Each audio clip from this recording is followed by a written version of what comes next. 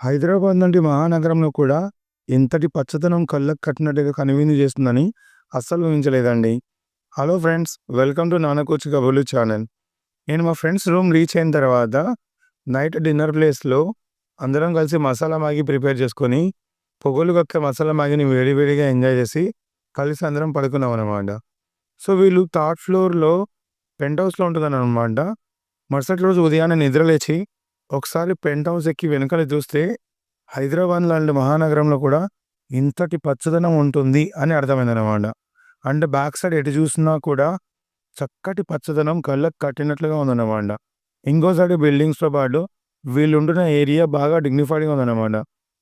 ఇటువంటి డిగ్నిఫైడ్ ఏరియాలో కూడా ఇలాంటి రూమ్స్ దొరుకుతాయి అంటే హైదరాబాద్లో ఒక మంచి విషయం అని చెప్పాలన్నమాట.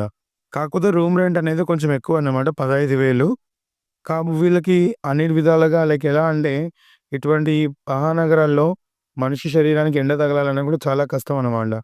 బట్ ఇక్కడ వాళ్ళు హ్యాపీగా ఎండ తగలాలన్నా, బట్టలు బాగా ఆరాలన్నా, అలానే రూమ్‌లో ఉండాల్సిన సౌకర్యాలన్నీ కూడా ఉన్నాయన్నమాట. వీళ్ళకి సరిపోతుంది.